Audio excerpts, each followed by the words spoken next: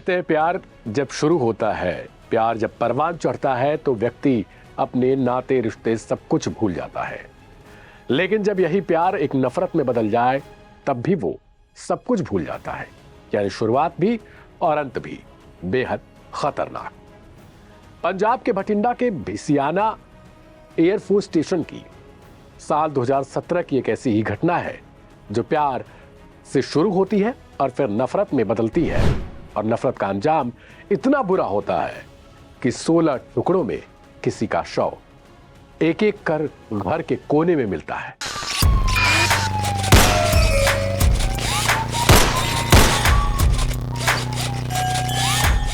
नमस्कार, मेरा नाम है दिव्यांशु और आप देख रहे हैं क्राइम कथा का एक नया एपिसोड।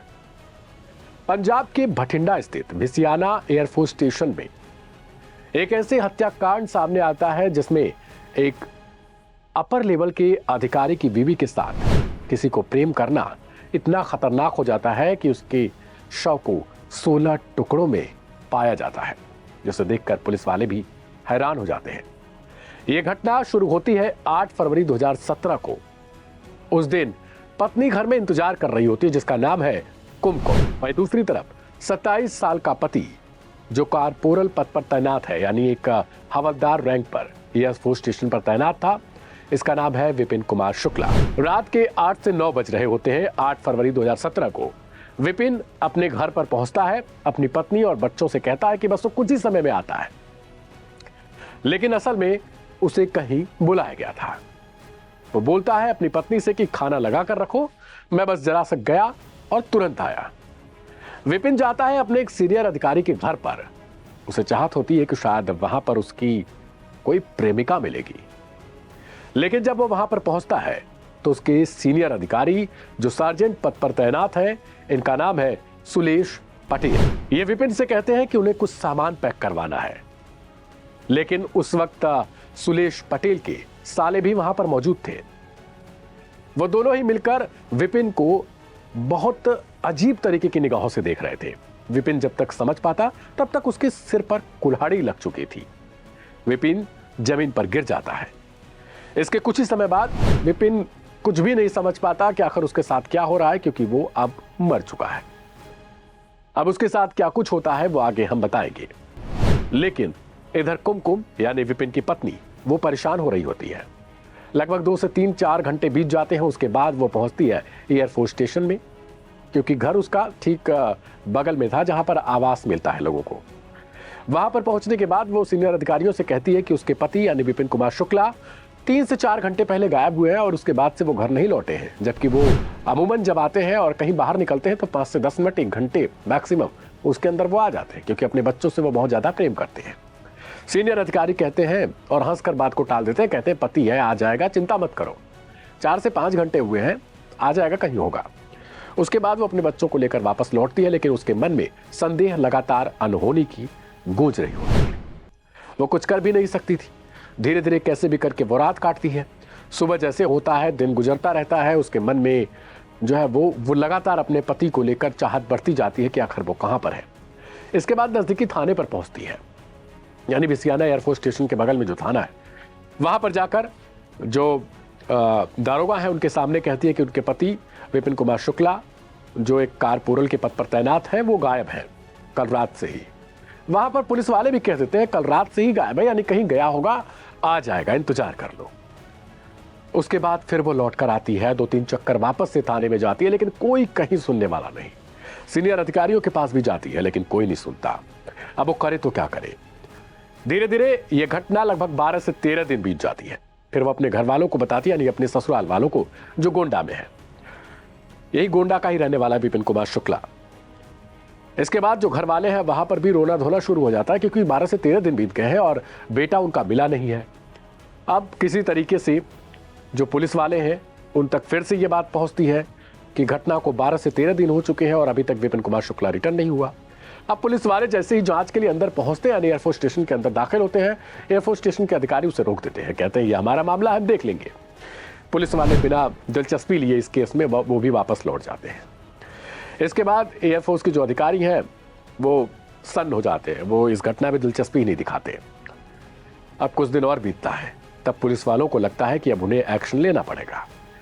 वो फिर 65 से 70 पुलिस वालों के साथ दाखिल होते हैं एयरफोर्स स्टेशन के अंदर। अधिकारी भी इस बार कुछ नहीं बोलते हैं, बल्कि 30 से 40 एयरफोर्स के अधिकारी भी पहुंच जाते हैं वहीं पर जहां से विपिन कुमार शुक्ला अपने घर से गायब हुआ था। अब यहां पर जब पहुंचते हैं तो उस दौरान डॉग स्क्वाड को भी लेकर जाया जाता है। डॉग स्क्वाड भी पहुंचता है और जो कुत्ता है वो थोड़ी दूर पर ही सूंघते हुए सुलेश कुमार के घर पर पहुंचता है, यानी सुलेश पटेल के जो सार्जेंट पद यानी एएसआई के पद पर तैनात थे। उनके घर में जब जाता है तो वो सूंघते सूंघते कुछ लिफाफे खोजते रहता है और वो लिफाफे अपने दांतों में फंसाकर जैसे ही बाहर लेकर आता है, उसके बाद जो पुलिस वाले हैं वो भौचक्का रह जाते हैं, क्योंकि जब उस लिफाफे को खोला जाता है तो उसमें मांस के टुकड़े मिलते हैं, कुछ कपड़े मिलते हैं। अब पुलिस वालों की आशंका, उनकी जो चीजें हैं वो गहराती जाती हैं। वापस से कुत्तों को अंदर ले जाया जाता है। कुत्ते सूंघते सूंघते फिर से कहीं बॉक्स में से, किसी फ्रिज में से, किसी अलमारी में से, यानी कहीं चारपाई के कोने से, तमाम जगहों से उन लिफाफों को ढूंढ कर निकालते हैं और 16 लिफाफे ऐसे बरामद किए जाते हैं। इसके बाद जो एयरफोर्स अधिकारी थे वो भी भौचक्का रह जाते हैं कि उन्होंने इस मामले को इतना देर तक दबा के क्यों रखा। अगर उन्होंने शायद कार्रवाई की होती तो विपिन कुमार शुक्ला को पहले ही ढूंढ लिया गया होता। और इस तरीके से अब ये जो बात है यानी भटिंडा एयरफोर्स स्टेशन की, वो अब दूर तक फैलेगी। यह घटना उन दिनों चर्चा का विषय बन चुकी थी। हर कोई इस घटना के बारे में जानना चाहता था कि आखिर इस केस में आगे क्या हो रहा है। पूरे भारत में इस घटना का जिक्र हो रहा था क्योंकि यह घटना एयरफोर्स से जुड़ी हुई थी। एयरफोर्स जवान के 16 टुकड़ों में मिले इन शवों को देखकर उसकी पत्नी बहुत ज्यादा रो रही थी। बच्चे भी एकदम बेसुध हो चुके थे कि उनका पिता अब लौट कर दोबारा नहीं आएगा। सुलेश पटेल को जब खोजा जाता है तो पता चलता है कि सुलेश पटेल अपनी 8 महीने की जो गर्भवती पत्नी है उसे छोड़कर नए घर में शिफ्ट हो चुका है। अनुराधा पटेल से पूछताछ की जाती है। इसके बाद सुलेश पटेल को किसी बहाने बुलाया जाता है।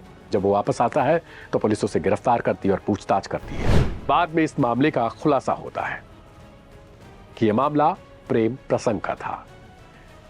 सुलेश पटेल की पत्नी अनुराधा पटेल, कहा जाता है कि जो 8 महीने की गर्भवती थी वो किसी और से नहीं बल्कि विपिन शुक्ला से थी। विपिन शुक्ला साल 2015 में अनुराधा से मिला था एक समारोह में। उस दौरान अनुराधा से वो टकरा गया और जब टकराया तो अनुराधा ने उसे बदतमीज और न जाने किन किन शब्दों से बोला। उसके बाद धीरे धीरे यह नफरत जो थी वो प्यार में तब्दील हो गई। दोनों एक दूसरे से मिलने लगे, अवैध संबंध बन गया और उसके बाद आए दिन आना उनका मिलना जुलना लगा रहता था। इसके बाद अनुराधा पटेल लगातार उससे शादी करने के लिए दबाव बनाती थी और कहती थी कि अपनी पत्नी को छोड़ दो, अपने बच्चों को छोड़ दो, मुझसे शादी कर लो। लेकिन अब विपिन शुक्ला इन बातों से कतराने लगा। वो शादी नहीं करना चाहता था। अनुराधा गर्भवती हो चुकी थी। उसने अपने पति को ये सारी बातें बता दी, यानी जो एएसआई। अब सुलेश पटेल ये सारी बातें सुनकर बहुत ज्यादा गुस्से से लाल हो चुका था। उसने उसी दिन कसम खा ली कि वो विपिन शुक्ला को मार कर रहेगा। इसके लिए उसने अपने मर्चेंट नेवी में काम करने वाले साले को बुलाया और इन तीनों ने मिलकर प्लान बनाया, यानी सुलेश पटेल, अनुराधा पटेल, इसके अलावा उसका साला। इन तीनों ने सामान पैक करने के बहाने विपिन शुक्ला को अपने घर पर बुलाया और यहीं पर अपने सरकारी आवास में ही विपिन शुक्ला को मार दिया और उसके 16 टुकड़े ठीक 1 हफ्ते बाद किए। और इन 1 हफ्तों में उन्होंने ट्रंक में शुक्ला की शव को छिपा कर रखा था। इसके लिए उन्होंने फिनाइल की गोली का इस्तेमाल किया था, लेकिन कुछ ही दिन बाद वो बदबू देने लगा था। जब बदबू आने लगी थी तब अगल बगल वालों ने पुलिस में भी बार बार इस बात की शिकायत की थी। तब जाकर पुलिस ने विपिन शुक्ला वाले मामले से इस बदबू को जोड़ा था और फिर यह सब कुछ खुलासा हुआ। अनुराधा पटेल से पूछताछ हुई, उसने अपना जुर्म कबूल किया। इसके अलावा सुलेश पटेल ने भी अपना जुर्म कबूल किया, जबकि उसका साला फरार हो गया। वो दुबई भागने की फिराक में था। इसके बाद यह सब मामला पहुंचता है कोर्ट में। सुलेश पटेल को मिलती है मौत की सजा स्थानीय अदालत से।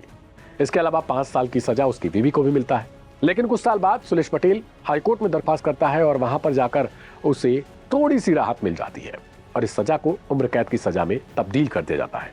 लेकिन हाईकोर्ट की तरफ से एक सख्त आदेश रहता है कि जब तक सुलेश पटेल की आखिरी सांसें चलेंगी तब तक इसे जेल में रखा जाए, इसे किसी प्रकार से कोई राहत न दी जाए। हालांकि इस दौरान उसकी पत्नी की सजा को जरूर कम कर दिया गया, 5 साल से 6 महीने कर दिया गया। इसके लिए अदालत ने अपनी टिप्पणी में कहा कि वो 8 महीने की गर्भवती थी और कैसे वो हत्याकांड में शामिल हो सकती है। लेकिन अब देखना यह दिलचस्प हो जाएगा कि क्या आने वाले समय में इस घटना से जुड़ा हुआ कोई और केस यानी अपडेट आता है, क्योंकि उस वक्त सुलेश पटेल एक बार फिर से सुप्रीम कोर्ट के दरवाजे को खटखटाता हुआ नजर आया। हालांकि सुप्रीम कोर्ट ने कहा कि ऑलरेडी जो हाई कोर्ट है उसने सजा को थोड़ी बहुत कम कर दी है, अब हमारे यहां पर कुछ नहीं हो सकता। लेकिन साल 2019 में जो साला जो फरार था उसे मुंबई पुलिस ने गिरफ्तार किया था। मुंबई पुलिस ने तब गिरफ्तार किया जब वो फ्लाइट लेने के लिए एयरपोर्ट स्टेशन पहुंचा था। यहां पर एयरपोर्ट के अधिकारी जो थे वो जांच कर रहे थे उसके दस्तावेज की, और उन्हें पता चला कि ये तो फरार अपराधी है। इसके बाद उसे गिरफ्तार किया जाता है और फिर यह कहानी पूरे भारत में चर्चा का विषय बन जाती है। आज की इस क्राइम कथा को लेकर आपकी अपनी प्रतिक्रिया क्या है उसे कमेंट बॉक्स में लिखें। मेरा नाम है दिव्यांशु, मिलेंगे कल एक नई एपिसोड के साथ, तब तक के लिए दीजिए इजाजत, नमस्कार।